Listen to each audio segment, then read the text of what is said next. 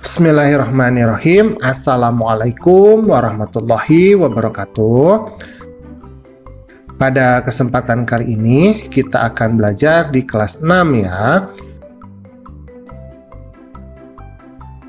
Pelajarannya yang ketujuh, yaitu materi menerima qada dan qadar. Adapun submateri yang akan kita bahas adalah memahami makna qada dan qadar. Coba diperhatikan.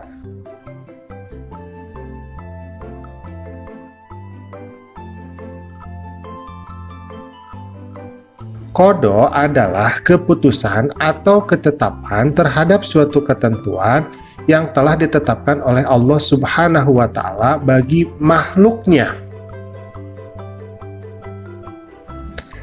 Sedangkan qadar atau takdir adalah segala ketentuan Allah yang telah berlaku terhadap semua makhluknya.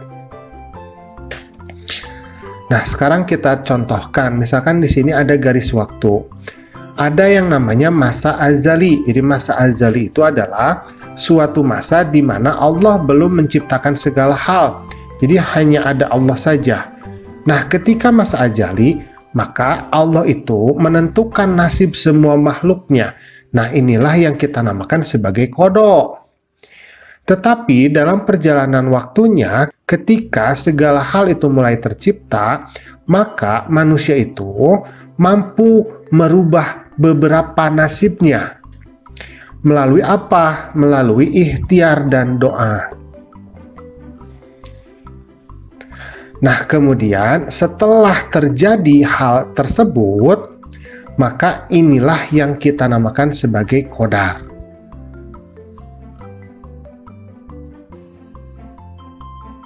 Misalkan contohnya, Ayu ketika lahir ini memiliki rambut yang keriting. Nah, ini kodoknya. Nah, kemudian Ayu ini pergi ke salon. Dia meluruskan rambutnya di salon.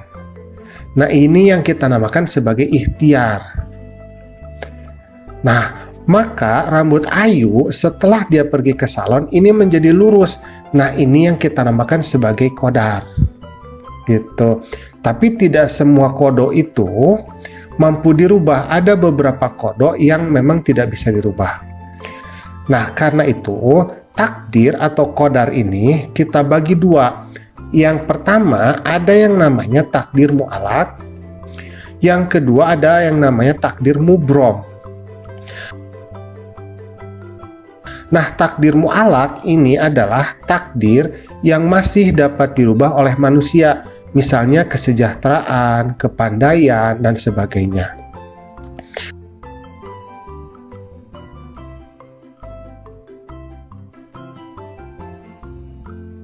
Nah, kalau takdir mubrom, ini takdir yang tidak dapat dirubah oleh manusia.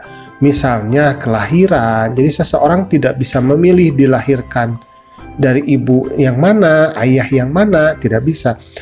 Kematian, ya seseorang tidak bisa memilih apakah meninggalnya dalam keadaan seperti apa. Nah, itu tidak bisa kita memilihnya. A'udzubillahi minasyaitonirrajim. Innallaha la yughayyiru ma biqaumin hatta yughayyiru ma bi anfusihim. Nah, sesungguhnya Allah tidak akan mengubah keadaan suatu kaum sebelum mereka mengubah keadaan diri mereka sendiri. Jadi surat Ar-Ra'd ayat yang ke-11. Jadi memang manusia itu dituntut untuk mau berusaha, untuk mau berubah, karena memang ada beberapa ketentuan Allah yang masih bisa kita rubah. Jadi kita harus tetap optimis dalam menggapai semua cita-cita kita, baik di dunia ataupun di akhirat. Nah, alhamdulillah pembelajaran kita hari ini sudah selesai ya. Terima kasih sudah menyimak. Assalamualaikum.